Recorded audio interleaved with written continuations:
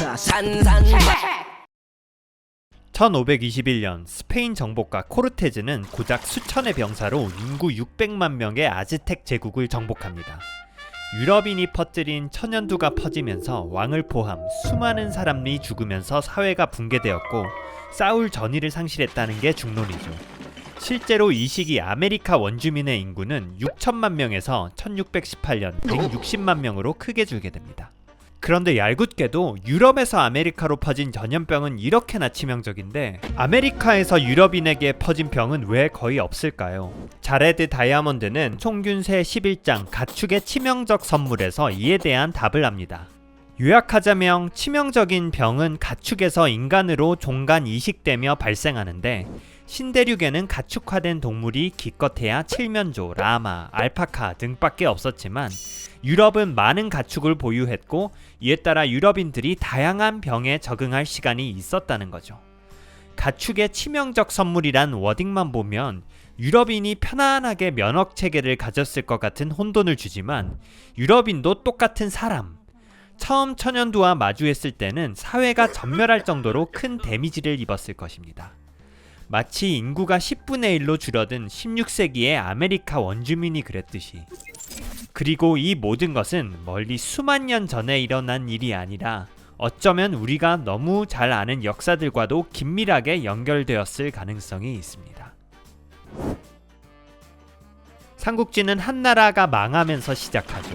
그런데 당시 후한은 서기 25년 광무제가 완전 새롭게 일으켰던 비교적 신생국. 특히 광무제는 엄청난 장악력으로 나라를 리셋했고 후한 4대 화제 때는 반초의 활약으로 중국 서쪽 50개국의 지배력을 행사했죠. 그런데 왜 130년 만에 나락갔을까요? 너무 익숙한 삼국지 인트로 주입 효과 덕분에 잠 자다가도 벌떡 답이 나옵니다. 탐욕스러운 지방 호족 그리고 황실 외척과 십상시의 대립. 그런데 가끔 우리가 잘 안다고 생각하던 답도 다시 한번 생각해보면 의아할 때가 있죠. 특히 호족, 외척, 환가는 언제나 있어 왔으며 나라 잘 될 땐 황실의 든든한 서포터 역할을 하죠. 후한 초중기까지 황태후들의 정치 참여가 전국을 안정시켰고 외척인 두헌은 울란바토르까지 가서 흉노 정벌. 수천 년 동안 똑같이 이윤을 추구했던 그들이 아무 이유 없이 2세기 중후반에 갑자기 나쁜 놈으로 변한 걸까요? 어쩌면 기득권들이 갑자기 대담한 일을 벌린 것부터 국가 시스템에 무슨 일이 있어 보입니다. 혹자는 후한 황제들이 5대 이후부터 계속 단명하는 바람에 황제가 계속 어려져서 황권이 약화된 결과라고 합니다. 하지만 증조부부터 부친까지 줄초상당에 13살에 즉위하고도 중국을 통일한 역대 원탑 전제군주가 된 시황제도 있으며 직계 승계가 위태로울 땐 카리스마 있는 삼촌이나 동생이 제위를 찬탈해 왕조를 잘만 이어가는 경우도 많습니다. 또 혹자는 화폐 노동 시스템 붕괴로 망했다고 하지만 이건 마치 그 사람 왜 죽었대? 라고 물었을 때 혈액순환과 호흡이 점차 안 되시다가 뇌와 심장도 점점 멈추셨대 라고 말하는 느낌. 말 자체는 팩트일 수 있지만 왜 건강한 몸에서 갑자기 경제 거시지표가 그렇게 되었는지는 설명 안 하고 사망 직전에 생긴 주변 정보만 말하는 느낌입니다. 이런 것들은 멸망의 참 원인이 아닌 주변 상황 정도로만 해석됩니다. 뭔가 그전과 달리 극복이 불가능했던 획기적인 외부 요인의 변화가 있어야만 납득이 되죠. 여기에 단정짓기는 섣부르지만 흥미로운 기록이 있습니다. 환제, 영제 통치 기간인 151년부터 185년까지 무려 7차례에 걸쳐 대역병 창궐. 특히 황보숭 삼촌 황보규 전에 따르면 서강족과 싸우던 161~2년 현재 신장과 칭하이성에 주둔하던 한나라 군대에 정체 모를 역병이 터져 30~40%가 사망.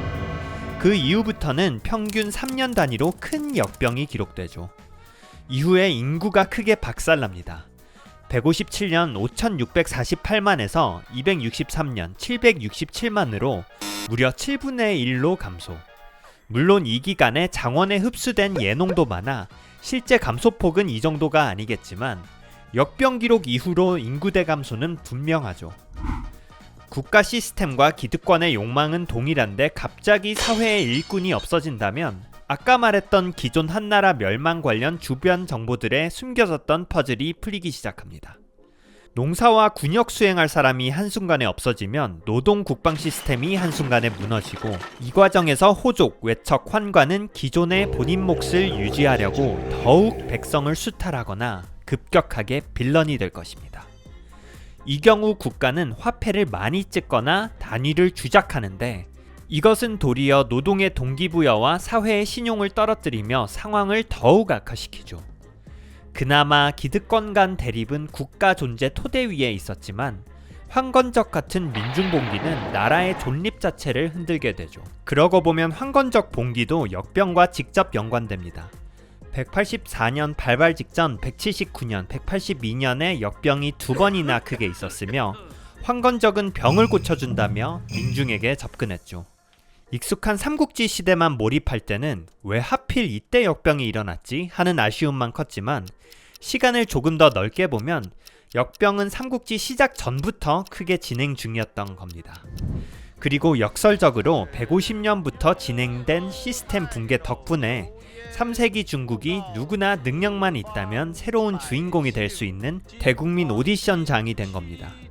이 역병 자체가 없었다면 유비는 계속 돗자리나 짜고 조조는 승진 그럭저럭하는 유망주 교위로 살아가며 우리가 지금 엉뚱한 3세기 중국 얘기에 열을 올리지도 않았겠다는 생각이 듭니다.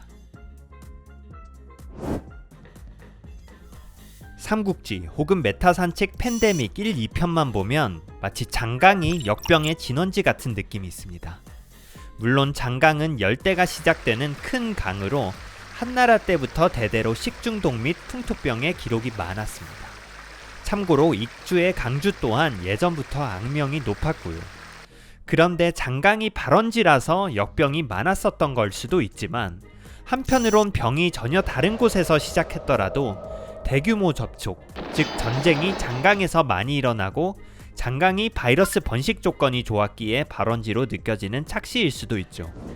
적벽 때도 가만 보면 조조군이 내려와서 병이 돈 게 아니라 그 직전 오한 정벌 때 곽가를 요절시킨 그 병이 조조의 남정군에서 1년간 퍼진 걸 수도 있죠.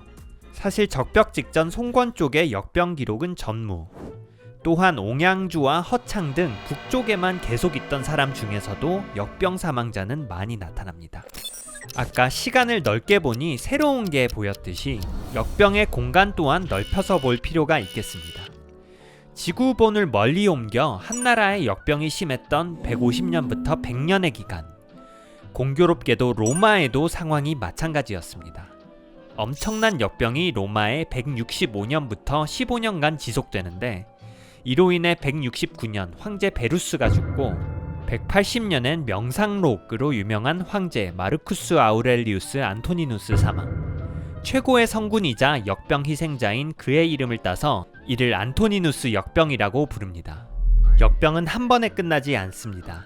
마치 당시 한나라에서 그랬던 것처럼. 9년 후인 189년에 다시 역병이 나타나 로마에서 하루 2,000명이 사망하고 일부 지역엔 인구가 3분의 1이 사망. 좀 잠잠해지나 싶더니 251년부터 2년간 키프리안 역병이 또 유행하며 로마 전 권역의 도시를 황폐화시키고 로마 제국 3세기의 위기를 초래합니다. 이때 알렉산드리아 인구는 무려 62% 감소. 심지어 로마는 한나라와 달리 오현제라는 명군이 통치하던 제국의 전성기였음에도 역병 한 번에 엄청나게 인구가 감소하는데, 하물며 왕권 계승 부침과 가뭄이 있던 한나라는 역병에 훨씬 취약했겠죠. 후한서에 써있는 대로 직접 영향을 받았다면 100년간 인구 85% 감소, 그리고 한나라의 멸망이 한 번에 이해가 가게 되는 부분입니다. 그런데 2세기부터 3세기까지 동서양을 동시에 휩쓴 역병은 같은 것일까요? 다른 의견도 있지만 최근 학자들은 안토니누스 및 카프리안 역병의 증상을 천연두로 추정합니다. 두 병 공통적으로 발열 오한 이후 구토 설사를 하다가 얼굴에 종기가 나고, 안토니누스 역병은 수포가 심하게 일어나며 키프리안 역병은 결막출혈, 팔다리 괴사 속에 둘 다 높은 가능성으로 사망. 삼국지 정사에는 역병의 구체적 증상을 잘 안 남겼지만 몇 가지 유사 의심 사례가 있죠. 먼저 유비는 본인이 죽기 직전에 말하길 처음엔 이질로 시작했으나 이후 잡다한 병으로 퍼져서 몸을 주체할 수 없었다라고 하며 사마사는 눈에 종기가 나서 의원에게 째게 했는데 마침 문왕이 공격한다는 말을 듣고는 놀라서 사마사의 눈이 빠져나오고 그 후에 위독해져서 사망. 먼저 유비가 초기 증상으로 언급한 이질은 수많은 병의 전조 증상이긴 하지만 홍역 인플루엔자 같은 다른 역병 후보군 대비 천연두의 확실한 초기 증상이기도 합니다. 그러고 보면 안토니누스 역병의 초기 증세도 검은 혈변이죠. 또한 사마사가 겪은 결막출혈과 시력 상실 또한 키프리안 역병 그리고 천연두의 대표 증상. 실제로 과거 유럽 시각장애인 중 3분의 1이 천연두가 원인이었습니다. 물론 이걸로 로마 역병과 같은 거라고 단언하긴 미약하죠. 다만 삼국지 시점 직후인 317년 도교의학자 가롱은 다음과 같이 기록합니다. 최근 역병에 걸리는 사람은 머리와 얼굴에 종기가 나더니 머지않아 흰물질을 포함하는 발진이 몸 전체에 퍼진다. 초반에 잡지 못하면 대부분 죽고 극적으로 회복하는 사람은 보랏빛 상처를 남긴다. 바로 천연두 추정 증상을 거의 빼박켄트 수준으로 정확하게 묘사한 건데요. 당시에는 큰 역병 한번 일어나면 변이를 계속 일으키며 100년 이상은 지속됐기에 이 기록 직전인 2, 3세기 삼국지 세계를 휩쓴 역병 또한 천연두로 추정하게 되는 대목입니다. 또한 호주의 저명한 삼국지학자 크레스 피그니 또한 환영제 및 삼국지 시대를 연 역병이 안토니누스 역병과 연관이 있을 수 있다고 합니다. 중국과 로마의 역병이 시기와 증상까지 어느 정도 맞아떨어진다면 어느 경로로 퍼진 걸까요? 비슷한 시기 166년 한나라에 안돈이라는 로마 사신이 왔다는 기록도 있지만 이런 일회성 접촉보다는 수만이 마주치는 전쟁만이 유력 전파 후보가 아닐까 싶습니다. 공교롭게 로마 한나라 모두 변방에서의 대규모 전쟁 이후 대역병 유행. 로마는 파르티아와 싸우며 163년 아르메니아, 165년 바그다드 근처 셀레우키아에 진격했는데 셀레우키아 침공 이전부터 터키 서부에 역병 기록이 있습니다. 한나라도 161년 서쪽 변방에서 강족과 싸우다 역병이 번져 병사 3분의 1이 죽었다고 했죠. 미국의 하퍼 교수는 안토니누스 역병의 아프리카 기원 가능성도 내비칩니다.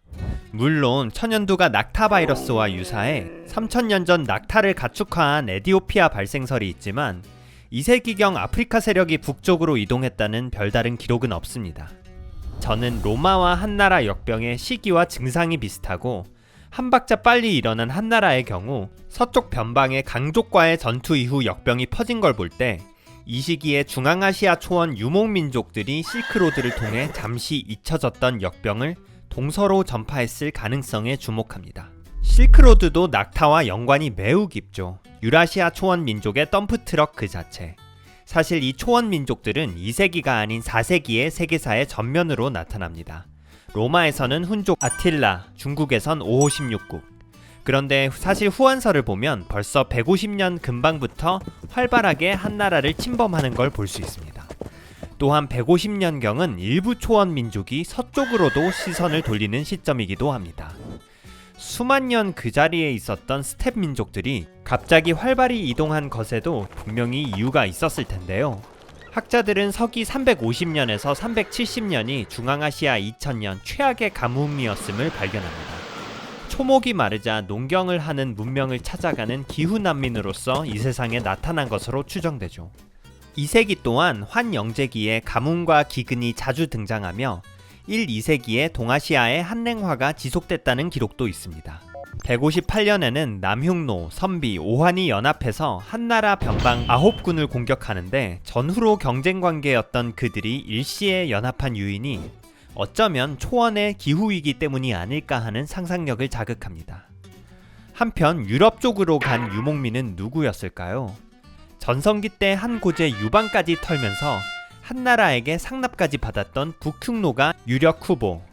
1세기 때 세력이 쇠퇴하면서 서기 91년 후한 남흉노 연합에게 완전 털리고 카자흐 알마티 근처인 오선으로 옮겼는데 그마저 선비계열 유연에게 쫓겨 150년경엔 카스피해 근처까지 이동한 것으로 추정됩니다. 그들이 4세기에 훈족이라는 이름으로 재출현할 때까지 200년간 동서양 레이더망에서 사라졌는데 150년 위치에서 조금만 더 서쪽으로 가면 안토니누스 역병과 연관된 아르메니아, 터키와 지근거리에서 영향을 줄 수 있는 위치로 가게 되는 것이죠. 특히 흉노족은 마치 요즘 F1 경주 많이 보듯이 낙타 경주를 오락거리로 즐길 정도로 낙타의 진심. 2022년 연구에선 14세기 유럽 흑사병도 키르기스스탄에서 왔다는 역학조사가 있기에 이 루트는 결코 낯선 루트가 아닙니다. 아무튼 역병이 원인으로 추정되는 총체적 난국 속에 한나라는 머지않아 220년에 망해버리고 로마 또한 3세기의 위기를 겪으며 쇠퇴의 기로를 걷습니다. 이후에도 천연두는 마야, 아즈텍 문명을 망하게 하고 가까이는 한국전쟁 당시에도 만 명의 사망자를 내게 하다가 비로소 1980년 근절됩니다. 여기까지 말씀드리면 먼 옛날의 인류 조상의 고군분투로만 느껴지지만 안타까운 건 이 모든 게 동화 속 이야기가 아니란 점입니다. 역사 속에서 인류는 섭씨 0.5도만 떨어져도 괴멸적 재앙이 발생한 반면 지금 우리는 산업화 이전 대비해서 무려 1.5도나 상승할 가능성이 높을 상황입니다. 천연두는 고작 3000년 정도 활약한 바이러스지만 시베리아의 동토층이 녹을 경우 인류 유전자가 면역하는 법을 완전히 잊어버린 수만 년간 묻혀있던 무시무시한 바이러스가 인류를 삼킬지 모를 일입니다. 온난화의 예상 원인을 줄여야 하는 전 지구적 협력이 절실하지만 각국의 경쟁과 이해관계로 인해 쉽지 않은 과제가 될 수밖에 없으며 대자연은 항상 인간의 의지 밖에서 움직여 왔습니다. 이에 우리는 언제나 최악의 상황에 대한 대비가 필요합니다. 14세기 유럽에선 중세 흑사병으로 많은 도시에서 주민의 70-80%가 사망한 반면 밀라노의 경우에는 환자가 생기면 그 집 주위에 방벽을 치는 피도 눈물도 없는 철저한 방역 시스템으로 인해 인구 15% 이하만이 사망했다고 하죠. 다만 밀라노는 영주가 순수 독재로 통치했기에 탑다운으로 운영하기 수월했습니다. 지금과 같은 민주주의 사회에서는 유사시 방역에 대해 정당과 집단 간 이견이 매우 크게 되겠죠. 그래서 근본적으로 일이 일어나기 전 혹은 어디가 집권당이 될지 모르는 상황에서 국민 합의에 의해 합리적이고 구체적인 재난 프로토콜을 만들고 연구들에 따라 계속 업데이트하면 어떨까 싶습니다. 코로나 다 끝난 마당에 이 이야기가 지겹고 절대 안 그러길 기도하지만 올해 포함하여 엄청나게 이상기후가 심각해지는 상황에서 비슷하거나 혹은 더 큰 재앙이 한 세대 내에서 몇 번은 더 올 수도 있기 때문입니다. 시청해주셔서 감사합니다.